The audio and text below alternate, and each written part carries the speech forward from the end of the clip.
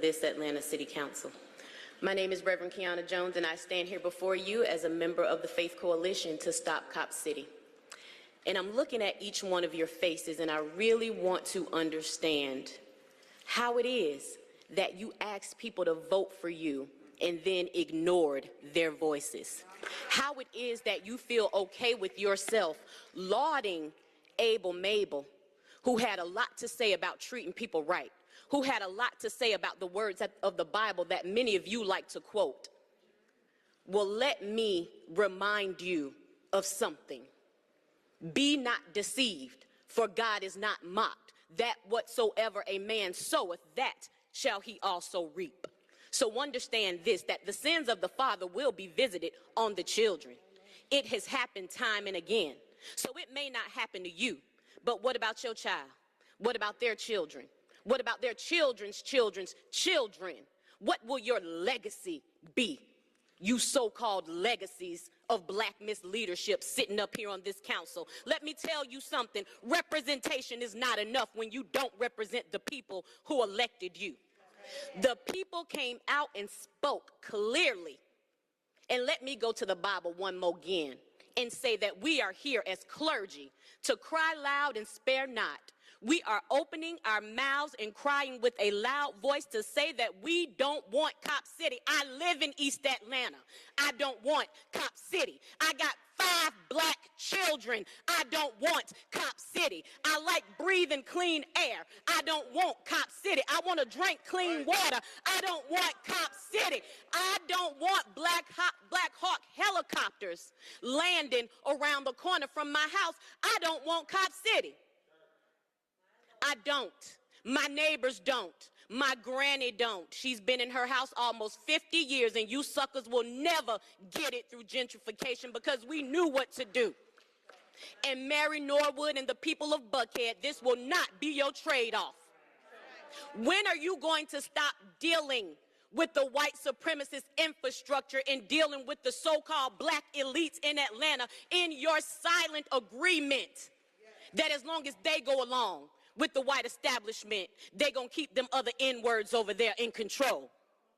We know that in the 20 to 30 year cycle of gentrification, by the time black people can move back into my neighborhood the way we used to be, it'll be 20 or 30 years from now.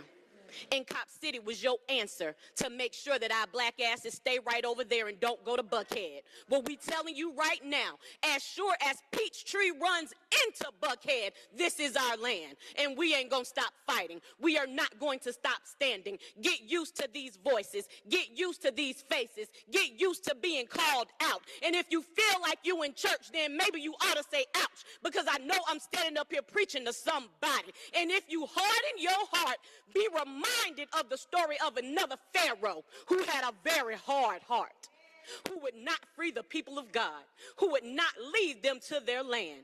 You know what happened in that story. Don't think that you will not suffer the same fate. Don't think that the infrastructure of this so-called black Mecca will not come toppling over, because it will. And how long are you going to treat us like we dumb as dirt? We're not.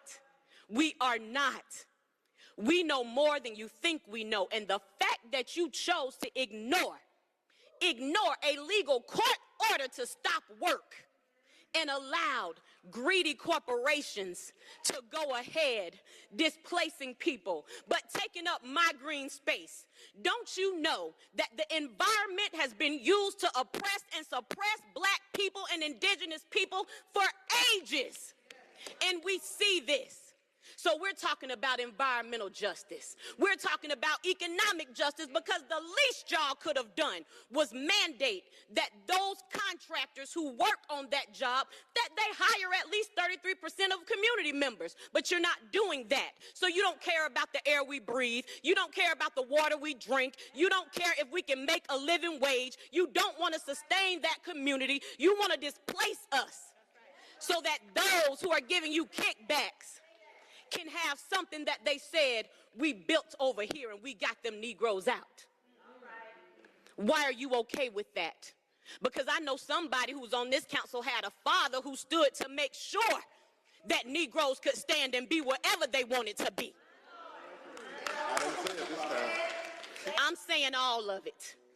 Because at the end of the day, there are a lot of self-righteous people sitting in seats of so-called authority, and you are deluded to think that you have power.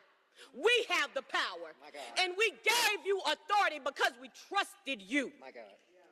And shame on you, Dustin Hillis. I don't give a damn if you don't look at me one time, because you know what you have done, and you know you ain't worth the dirt up under your feet. But I tell you what, in the words of my granny, because I ain't got to lean on the Bible, Mary Kate Thomas is a strong woman and taught me to fight. In the words of my granny, you may not pay what you owe, but you will reap what you sow.